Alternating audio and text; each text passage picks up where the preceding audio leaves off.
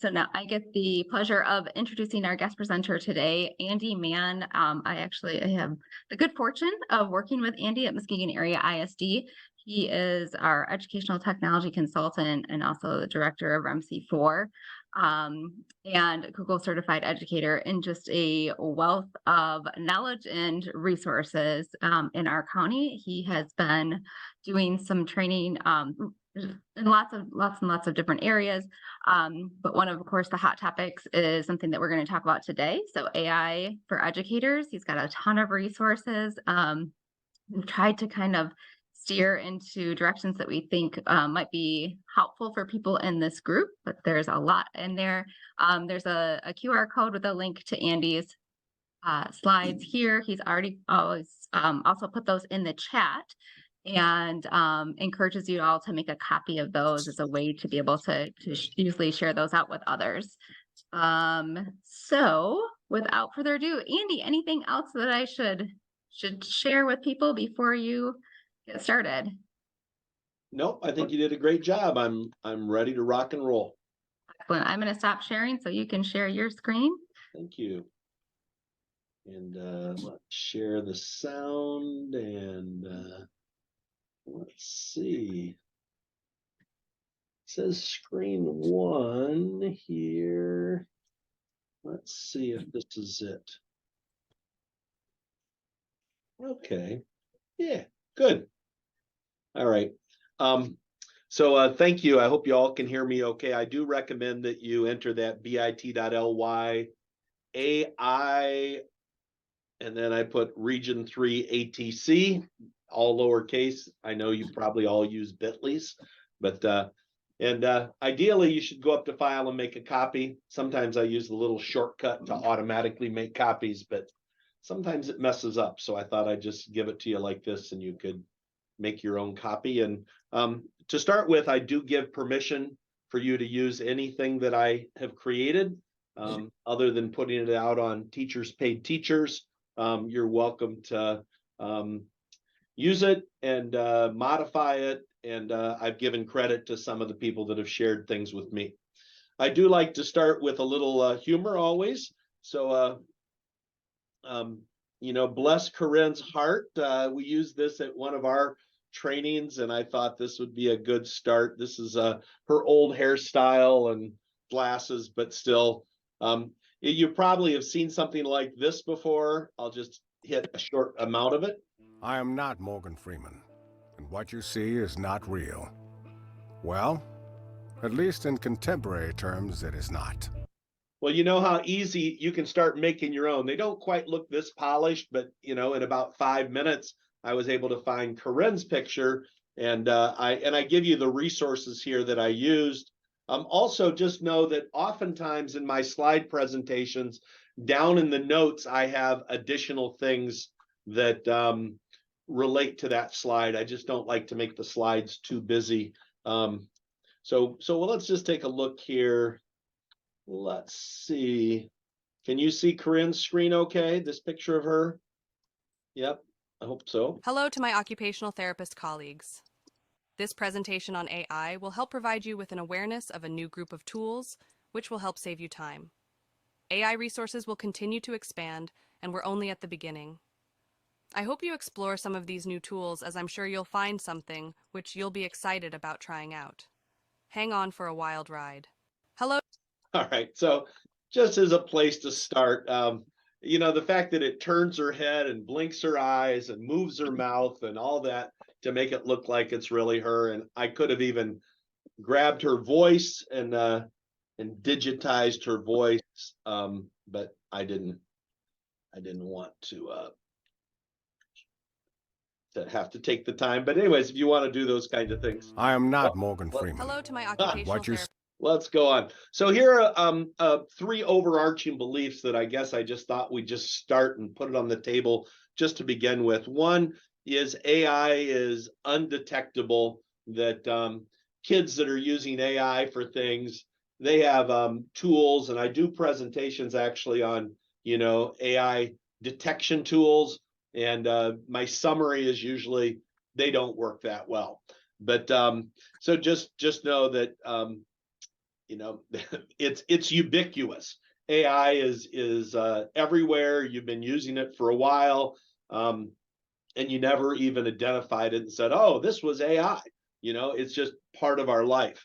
And I always like to remind people that the AI tools that we're using today are going, I mean, we're going to look back someday and go, "Oh my gosh, do you remember when we were using these AI tools?" And we'll just laugh about it because you know, we're just on the beginning of I mean, Chat GPT was only released about just over a year ago.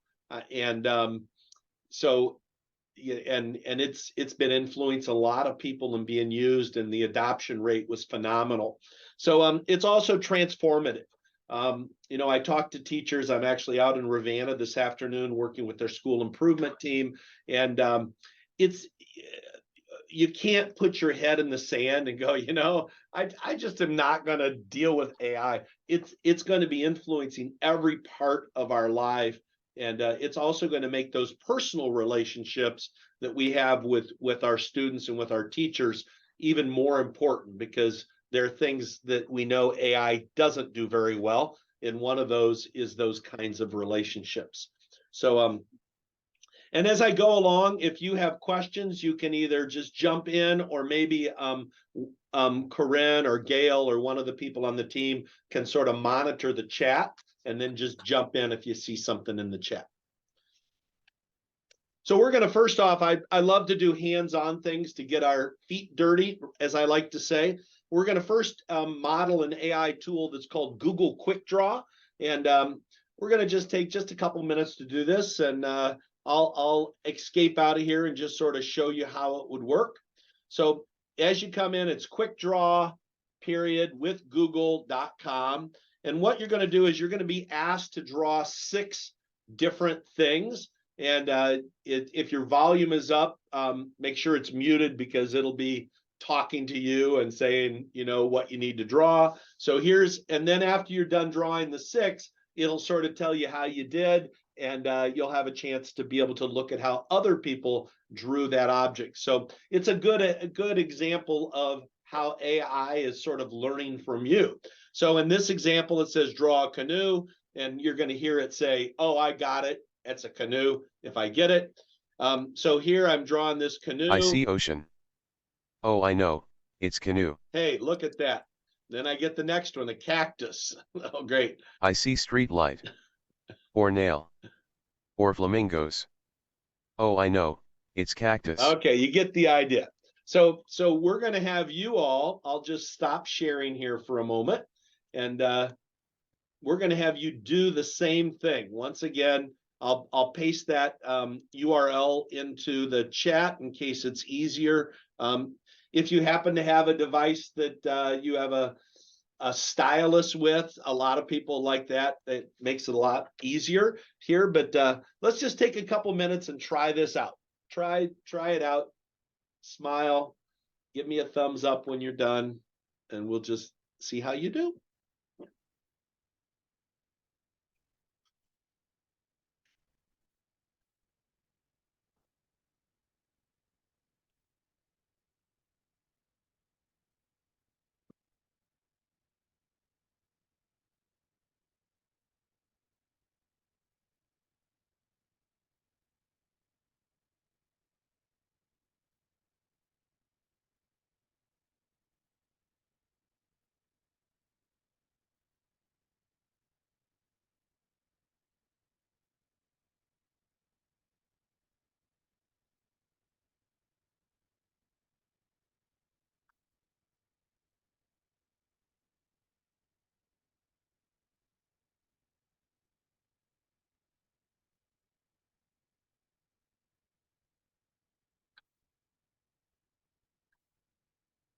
Oh, your site is blocked. I'm sorry, Jennifer.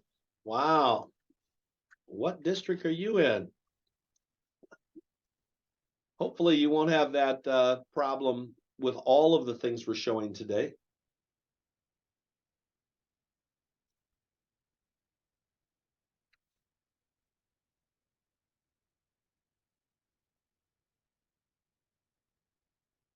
All right. As you're starting to finish, just give me a thumbs up on the screen, either with your hand or with your little reactions if you get all when you get all done. And Tina, glad you're here with us today. Great to see you. Andy, glad to be here. And if anybody came in late, I'll put the URL in one more time for my presentation today.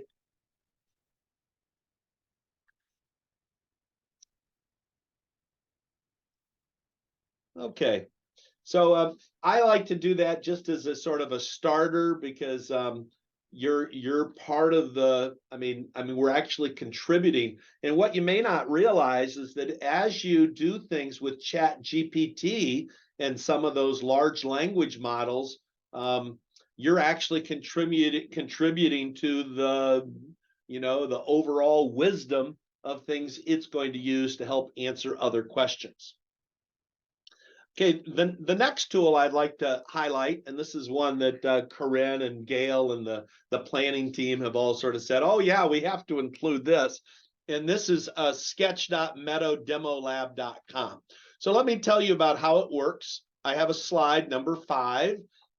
If you're going with me, and if you're doing this, you're also going to see that it has a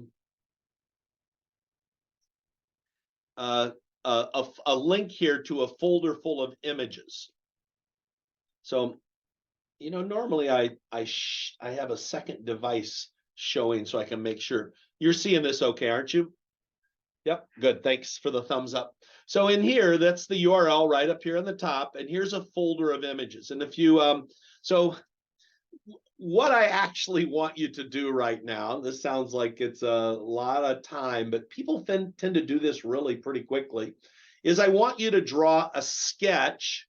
I always like to say someone in your family, a brother, sister, mom, dad, husband, wife, dog or cat will work, but without a tail usually works better. But and you're going to draw it just on a piece of paper and take a picture of it and upload it. Now, it sounds like that's going to take a lot of time. It really doesn't take too much time. And if you were to upload them, here are some examples of some that I found on the internet. You are very welcome to use one of mine.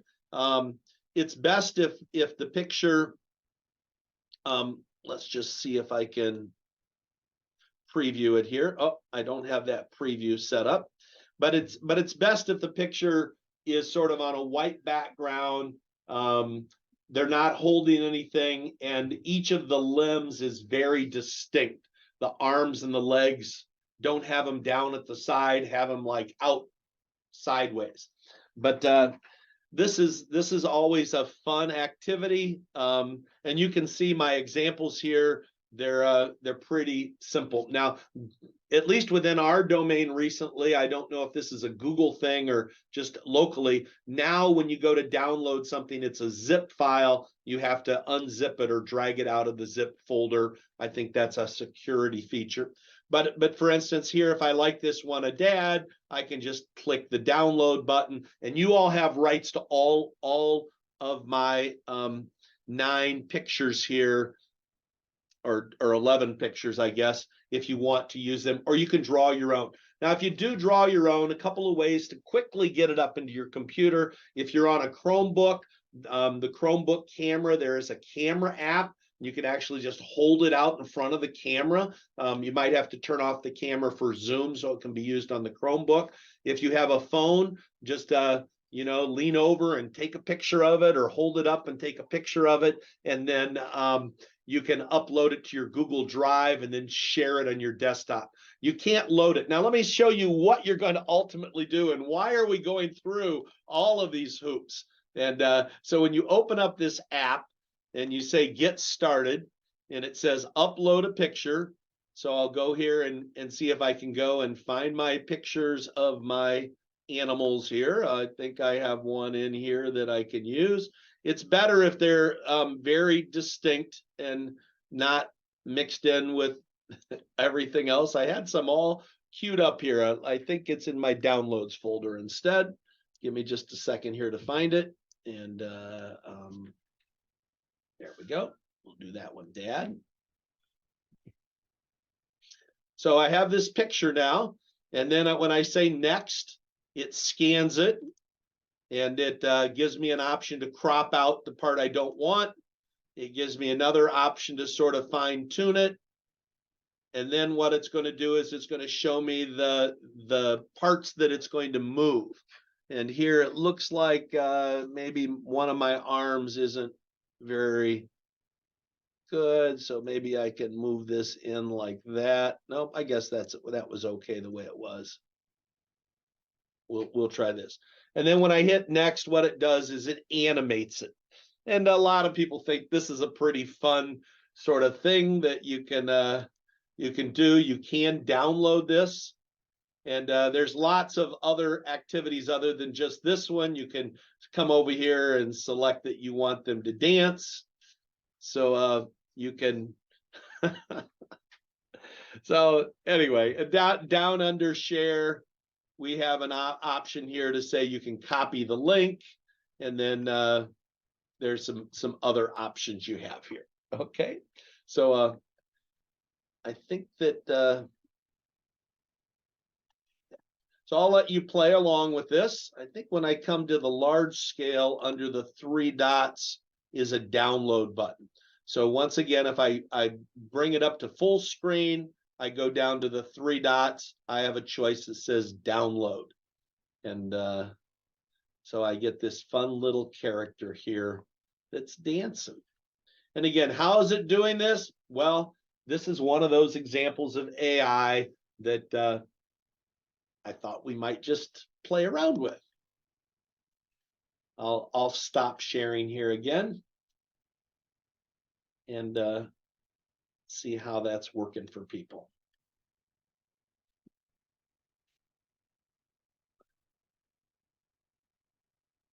Good. I love to hear the feedback, Kathy and Tina. So yeah, add your storytelling stuff. Just sort of a fun little activity. So I want to go ahead and just keep going because an hour goes by fast, and I know I have so much I want to share. So let me go ahead and come on back. Any questions so far? Anybody want to jump in, either turn on their mic, or type in the chat? You can keep playing with this as we go along. I like the idea, Kelly. Love it for targeting, describing in action words. Describe what they want them to do, and then draw it. Yeah, oftentimes when I do a hands-on workshop, and if you ever want to use these slides and do a hands-on workshop, just bring some paper and some colored pencils along with you, and it makes it a lot more fun.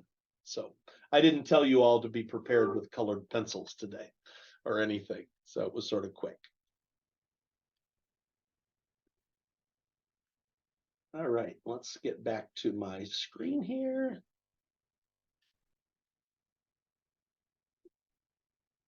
Okay, next one we're gonna talk about is Goblin Tools. Sort of a funny name. I love talking about this when we're at Halloween time, but this is a series of 6 different tools. The first one is called the Magic to Do tool. And what I'd like you to think about is let's sort of, one of my philosophies is oftentimes if we can apply things to our personal life that's technology related, it's pretty easy for us then to think about, okay, now I can easily make that transition to how could I use this with students that I support? How could I introduce this to teachers? So in this example, I want you to think about the Christmas holidays and some tasks that you need to still accomplish between now and Christmas, okay? Maybe it's buying presents for your in-laws, or maybe it's decorating or something, just something you're thinking about that's on your mind right now instead of work. So one of the cool things about Goblin Tool, and it can be work related if that's easier for you, is that it allows you to put something in and it breaks the task down into its subtask. And I think that's really pretty awesome. And teachers, especially that have worked with, say, some special ed kids, say oftentimes it's they look at a task and they're completely overwhelmed with all of the components of the task. And we have that as well. And the cool thing is that as you get ready to use this, you can check off items, you can rearrange the order of items, you can add your own items to the list. And let's just take a look at how Goblin Tools works. So when I open up Goblin Tools here, let me just remove the last one here. I add a new item. So an item might be, let's just say that I want to decorate the house for Christmas. And I'm just going to click the little plus.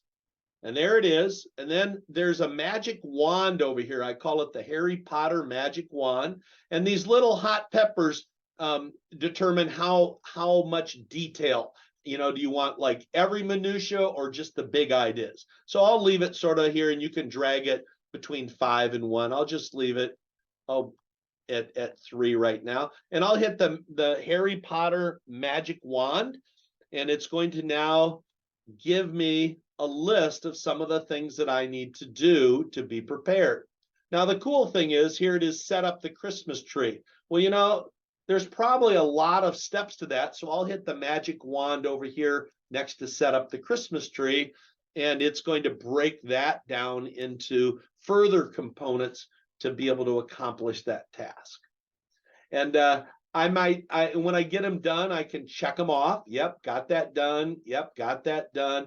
But, it didn't say to cut down the tree. I guess that one wasn't in here. So I can come up and I can add a new task, maybe up here, add a subtask, and I can then type it in and say,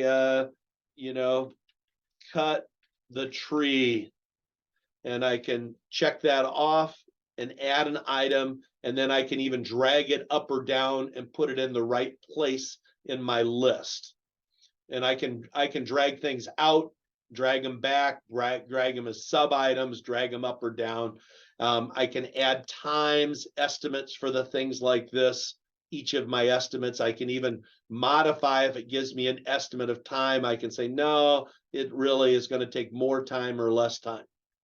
So this is a tool that, and once again, you can use your voice up here. It does hold it in the cache. So they are experimenting, it says, with being able to save items, but I usually just find it's in the cache. I can copy and paste it over into a Google Doc or things like that. The other tools that are up across the top help you to formalize things, text. Probably the one that everybody loves is this chef choice. You put in a list of the things in your refrigerator or in your cupboard, and it will give you a recipe on what you might make for dinner.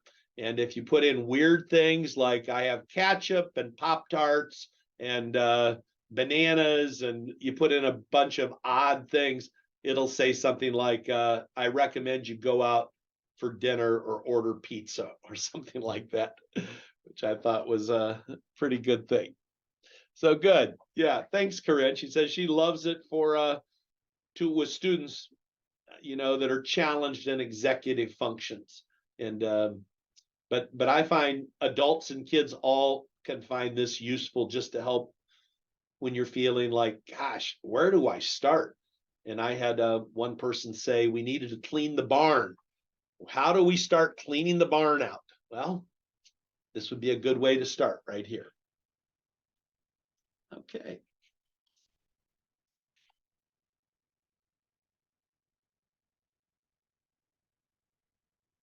So we're going to go ahead and shift gears now to the whole ChatGPT, Google Bard, all that stuff.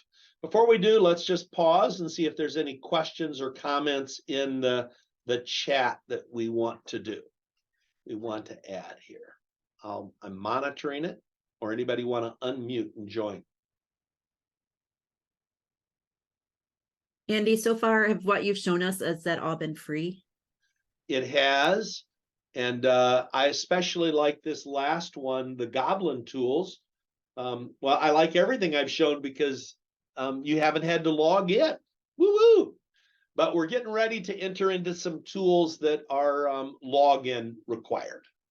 And so the first one is I'm going to show just a little part of just about 45 seconds of a video. This is from Common Sense Media, a site that a lot of you have looked at before or used things from. They have a lot of nice things for parents on Chat GPT and AI. And we'll just watch just a little bit of this little video here. What is ChatGPT? Simply put, it's a computer program that uses artificial intelligence, or AI, to generate text. But really, it's like a super-powered assistant that can do all kinds of writing-related tasks. Launched by research company OpenAI, ChatGPT gathers huge amounts of data from the internet to generate responses to all kinds of questions on demand. What makes ChatGPT unique is that it puts its answers in a conversational format, similar to how people write and speak. ChatGPT can write essays, song lyrics, and computer code, solve math problems, find recipes based on the food in your fridge, and much, much more. All right, so just a little bit here about ChatGPT. Now, I like to begin by just highlighting some of the issues around using these large language models like ChatGPT. And we'll also be talking about alternatives to ChatGPT, because there are some. Matter of fact, there's even one we'll highlight today that doesn't even require a login. So the first one, you've probably heard people talk about this, and we use the term that it hallucinates. Programs that are large language models are using this vast amount of data that it gets off the internet. The version that most people are using, which is the free version, until just recently, it was only as accurate as up to September of 2021. But it wants to find an answer for you. It wants to be, I always think of it as like being your friend who wants to give you an answer. Even if they don't exactly have an answer, they want to give you something. So sometimes it hallucinates, and that means it makes things up.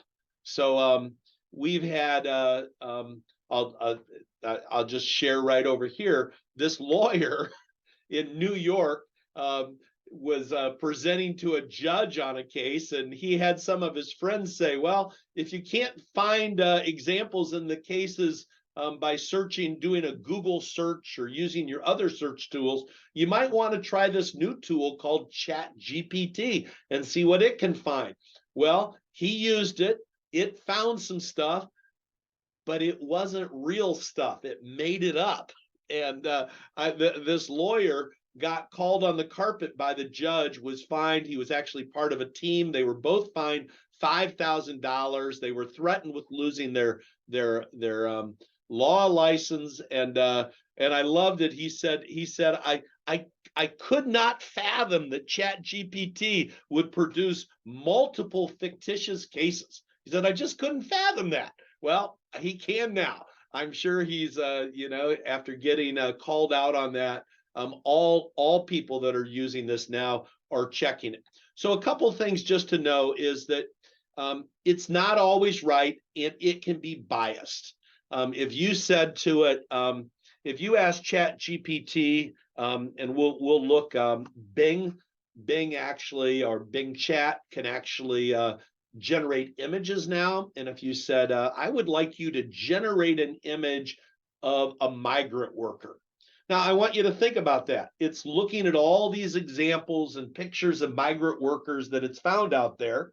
And what do you think that migrant worker is going to look like?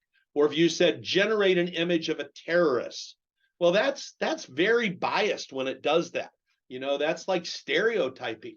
And those are things that we need to help students and teachers who use this realize, is that there is inherent bias based on the information and the data that it has, that it's going to generate in the results. And you have to think about that.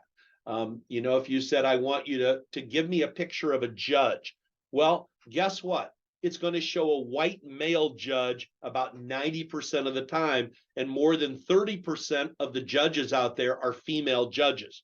Well, that's the data set that it's using. So you just have to talk about that. And so a couple of things is, one is know that the data that it provides may not be correct. Okay, just know that. And the second is it can be biased. And just think about, how are we preparing our kids for those kinds of things?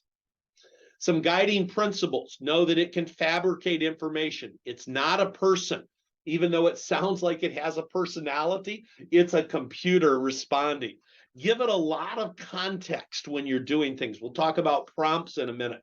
And if you're going down the wrong path, just pull the plug. Start a whole new conversation. You're not like connected to this person saying, well, I sort of went down this path. I need to finish it. No, heck no. Just start anew. So the first thing about writing your prompts, the prompts are when you ask ChatGPT or whatever large language model program you're using, sometimes we call all these chat bots. Okay, that's sort of a generic term. When you're doing this, using a chat bot, assign it a role. You'll get much better results. So you might say things like, take on the role of an award-winning occupational therapist who works in public schools, or that supports K-12 educators or something. First off, you define what is that role you want it to have. And then you continue now with what you're asking it to do. But when it takes on that role, it really gives you the best kind of results. Provide examples. Like if you had something and said, I'd like it to be written in this format, tell it how you want it. Do you want your output in a table? Do you want it in a bulleted list? I did something the other day and it put quotes around it because they were titles for possible presentations. And I pasted it in somewhere and started to use a find and replace to delete all the quotes. And I said, Andy, what am I thinking? So I went back to ChatGPT and I said, give me the same list without quotes around it. I'm like, oh, why didn't I ask that to start with? So, and you can add other kinds of constraints. So anyway, and also think about starting just like we did with the other thing we were using in Goblin tools. Consider starting with something that's personal to sort of get your feet wet if you're new to this. Now, if you're a veteran, you certainly don't have to do that. But if you're completely new to this, you might start with saying things like, provide a list of 10 Christmas family traditions we could start with our children, and put down the ages of your children. The more details, the better.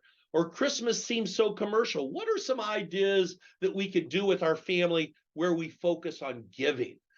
Something that sort of, is personal. Or here, our family of however many, and you can even put the ages, is planning a vacation to, you pick the location. And then what are some ideas of things to do? I was talking to our former superintendent yesterday, and he was telling me that he was in Great Britain with his wife and son and his son's partner, and they were looking for some things to do around London, England. And he went to ChatGPT and typed in, we have 5 days to spend in London. What are some of the must-dos that we must do, and some of the things that are free? And he said it was like spot on. It was how much time to spend and yada, yada, and well organized, how to go from places, even suggested the tubes that he might use to get to places. So also don't be afraid to fine tune it. So if you said, I'm going to Florida, and then they give you all these ideas and say, well, we're really going to be on the West Coast of Florida or the East Coast. Give me some ideas specific for this locale, or specific for my age of children, or whatever. You can get ideas. And also don't be afraid to ask for recipes. I like easy recipes, or make the night before recipes. Provide a recipe for an overnight breakfast with eggs and bread.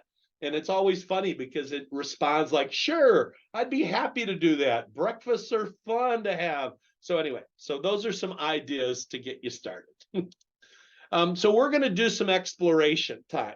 And I'm going to mention that 5 or 6 chat bots here. Some of them I put down in my bonus area just because of time.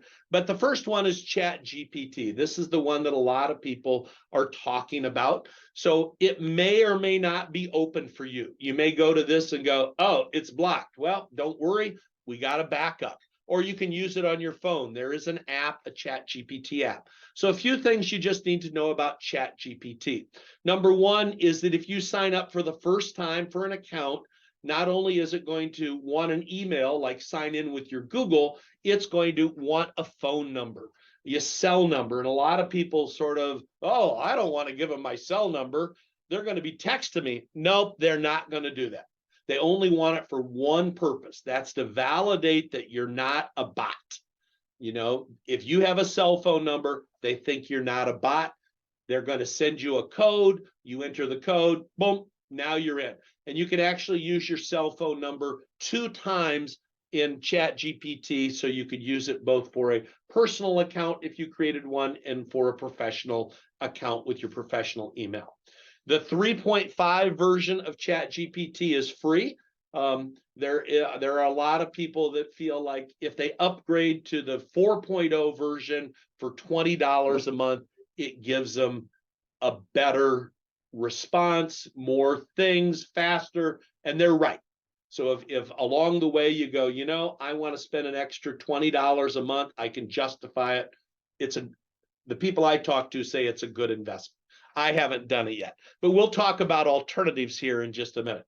But I just wanted you to know that if right when we're talking, you want to go ahead and get started doing that, go for it on another tab or another screen.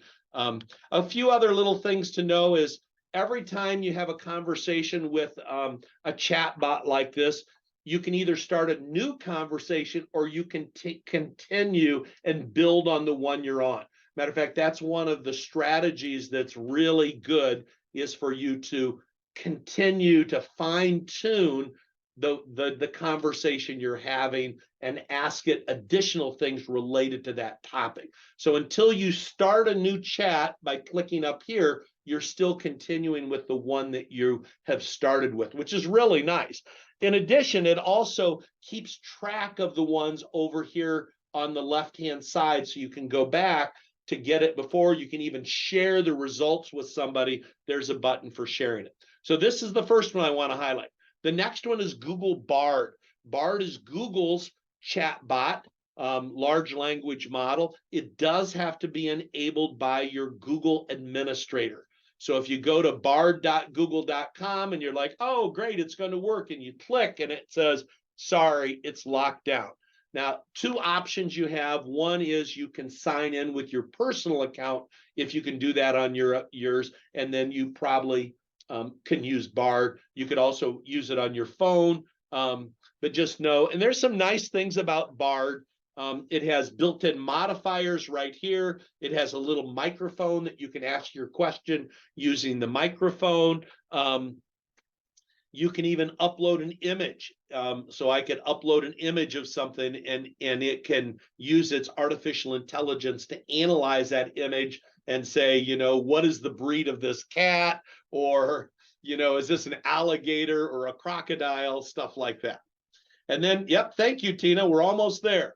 And then the last one is Microsoft. And I actually put that down in my bonus slides because around here, we have a lot of people that don't have it, but Microsoft has one that's called Chat Copilot, and it's another one that is really good. It actually does some things better than some of the rest of them. You can ask it to do images and image creation. It does require sooner or later a Microsoft account. Also, it tends to work better if you're using Microsoft Edge as your browser. So that one is there. And then but that again requires an account. And then the last one to mention is Perplexity today. So Perplexity.ai, it sort of has a big long name, but it's one of those that you can actually use without a login. So whereas Bard wants you to log in, ChatGPT wants you to log in, Bing wants you to log in, or Bing Copilot, they call it now. But Perplexity I can use without it. And when you're all done, it gives me some little hyperlinks here of where did it go to get that? Now you can log in with Perplexity, then it keeps track. So we're going to give you about 5 minutes to try those out right now. You can pick any of those or the one that Tina mentioned, Bing Chat. Thank you for mentioning that, Tina. And if you don't have an account, create it. Use a prompt. It can be either personal, like some of those examples I shared, or professional. There's lots of questions you can ask it to generate a lesson plan for this. And then when we're done, in about 5 minutes, I'll set a timer. We're going to look at 3 different tools that are specific for educators: Magic School AI, schoolai.com, and Diffit. So I'm going to go ahead, and I like to be able to set a 5-minute timer, and I'll be online here if people have questions while we're doing this.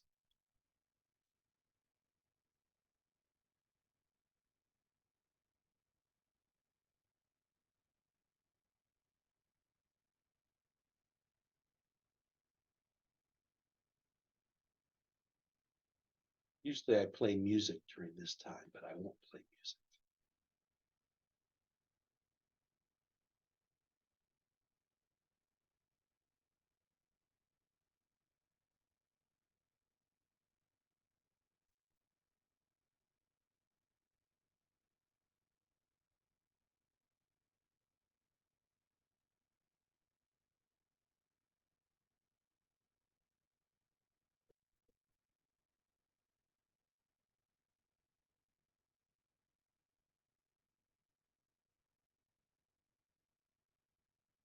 And if you're a veteran who's used some of these before, why don't you try a new one that maybe you have not used before? There's even a really cool one that's called Pi, P-I .ai. That's like a personal, like it has a personality, like it wants to be your friend. pi.ai.com, Pi. I'll paste that in the chat.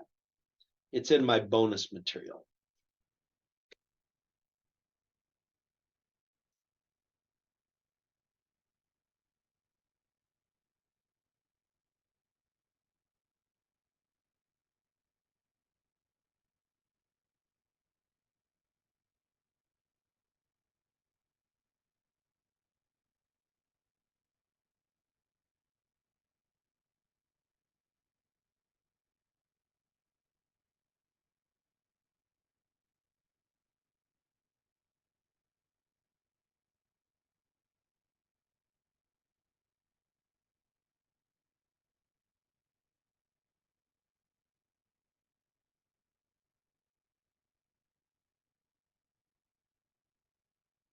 As you're trying your hand out at the prompts, try your hand out at asking additional questions after you enter a prompt. So build on the responses.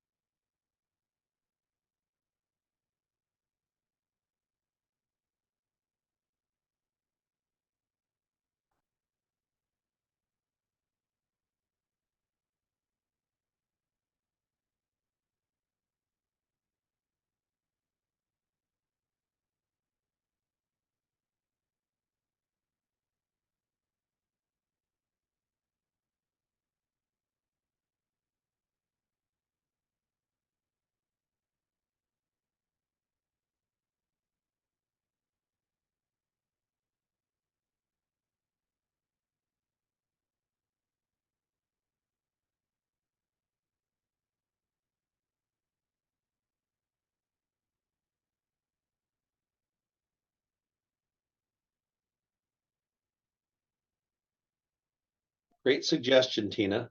Said she did an activity with a group of teachers to have an IEP written, and a follow-up was to produce a list of at-home activities that parents could do to help with that goal. What a great idea. Okay, I'm going to go ahead and stop our timer here. Does anybody want to share in the chat anything that they did or found or success before we move on to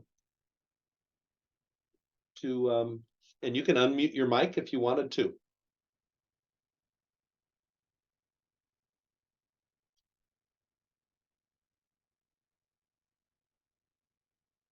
I had the the chat, excuse me, play the role of my husband and what does he want for Christmas. So I got a nice little list of things. I love it. That's a great idea. That's good. All right, well, Tina shared a couple of things right there. Now, I'm going to move into an area that I call teacher tools. And what happens is there's all of these companies out there that are trying to figure out how can they make it even easier for teachers to use AI. And what they're basically, if I had to sum it up in a nutshell, what they're doing is they're sort of creating a framework so that you can access the kind of things you could probably access in Bing or Chat GPT or one of those, but it's giving you sort of a framework. And I'm going to introduce you to 3 of them, and that's going to take us up through our 11:30 ending time today. So the first one, and I'll just jump right back in here to our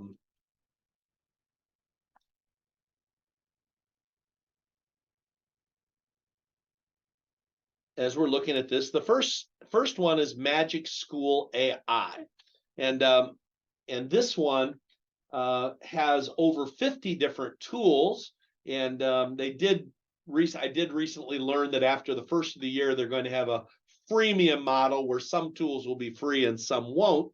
But they have things like a rubric generator, an IEP generator, class newsletter, text leveler, assignment feedback, social cues kind of story that it can do. And it's made for education. So and here's a screenshot of what this rubric generator might look like. So I'll just go ahead and just briefly show you a few of the things here in Magic School AI. Now, one of the downsides of it, and I'm actually on their advisory committee, and I told them this, is the first time you go to sign into Magic School AI, it goes through a series of about 8 or 10 sort of tutorial screens that you have to click next, okay, click on this part of the screen before you can start using it. I thought, that's nice, but I wish there was a way you could just turn it off. There's not. But over here under the Magic Tools side, you can scroll down and you can see all of these different tools that it has in here. So you can also come up and do a search. So if you said, I'm looking for a social story generator, generates a social story about a situation and includes specific information about what to expect. So in here, you'd say, my grade level is I'm working with 3rd grades, and what is the activity? Getting ready for school. And the cool thing is every one of these gives you an exemplar.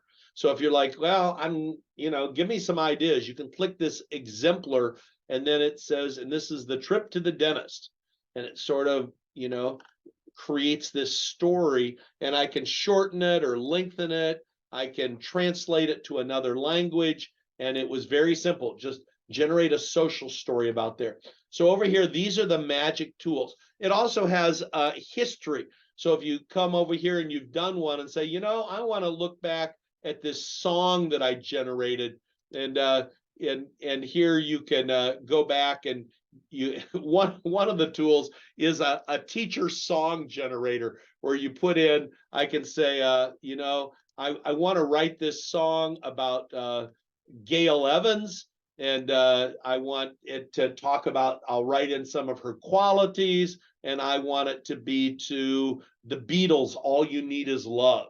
And it will generate the lyrics, sort of a fun activity that's one of the more hidden ones in there, and I could say see exemplar, and it would show me some exemplars. They have lesson plan generators. One of my favorites is the YouTube video generator. So in here, if I had a YouTube video, and maybe we're studying similes and metaphors, and I found this video on similes and metaphors that I think would be really good for my students to help understand, and I want to get some questions on it. So I'll just click this one. I won't play it. I'll just stop it. And many of them do this, but I'll just copy the URL, come over to Magic Tools, say I want to use my YouTube question generator, say it's for what grade level, and we're studying that in 5th grade. I would like there to be about 5 questions, multiple choice or free response or true or false. I'll stick with this. I paste in the URL. It actually reads the transcript, and it shows me the transcript of it if I want, or the summary of the video, but then it gives me my questions over here. And very soon they're going to have a button, it might be on the paid version, I don't know, which will let you bring this directly over into a Google Forms quiz. DFID actually will do that right now. We'll take a look at that in just a minute. But down here, I can go on and I can say shorten it, or maybe I want my questions to be free response questions, and it'll generate the free response questions. And I can just copy this and paste it right into a Google Doc or a Word document or whatever my tool of choice is. So here's an open-ended. What's the main difference between a simile and a metaphor?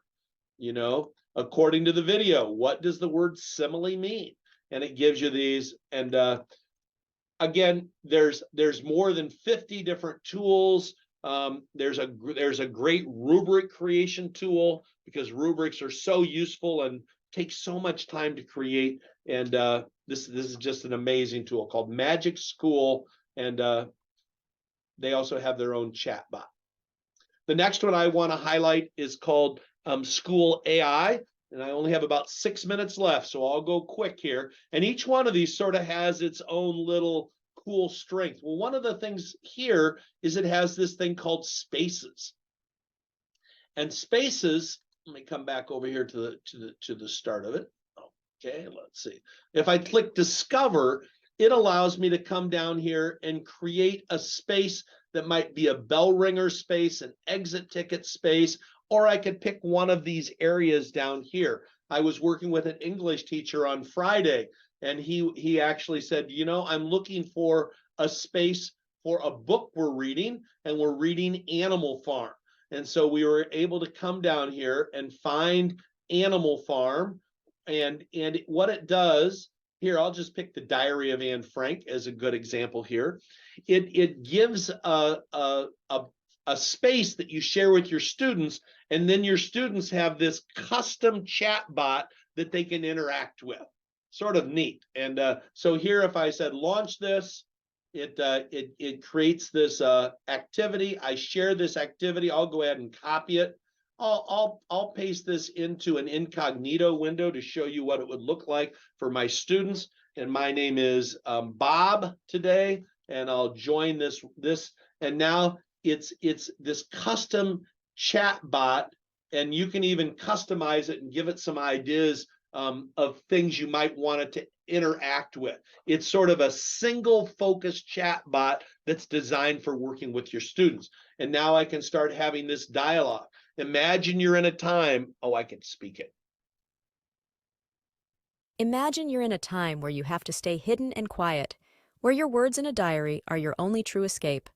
How do you think you would feel if you were Anne Frank?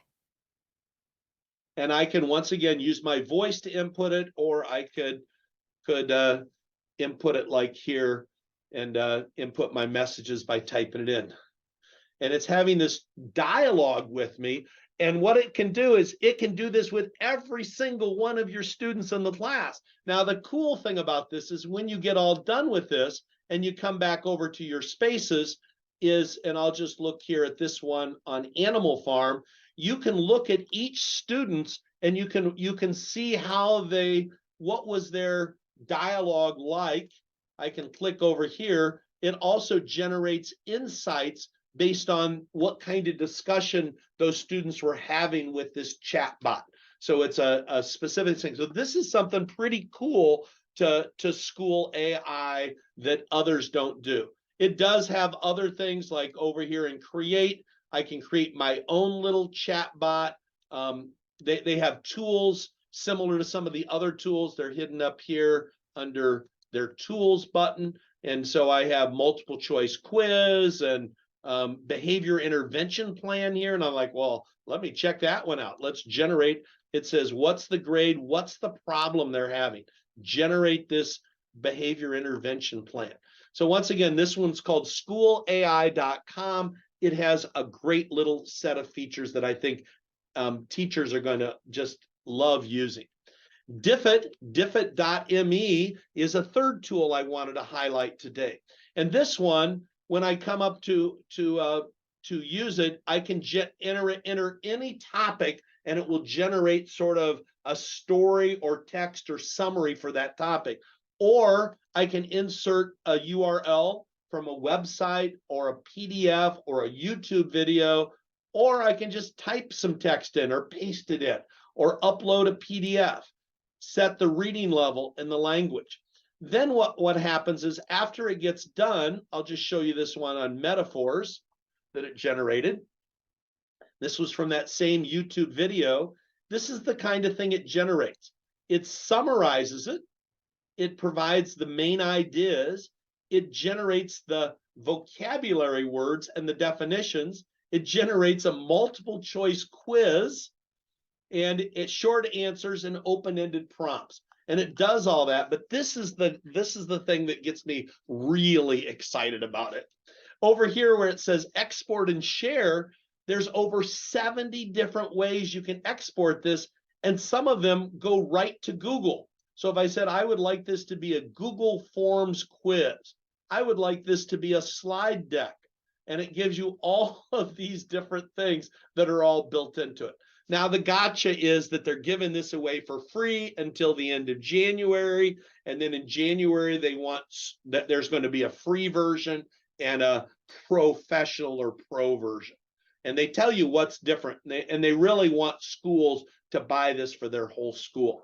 But all of these export features are just like, wow, that is pretty cool. So here, if I said, make this a Google form, I select that and say, what would I like? And I can say, well, I really only want the multiple choice questions. So I turn all of those off. Maybe I want the image, and I'll say open with forms. It generates a Google form, and voila, suddenly my quiz has been created in Google Forms, and it's going to open in just a second with those questions and the answers. And I can even share it right to Classroom. Now, there were only 3 questions in here, so there wasn't much. Oh, it gives me the reading.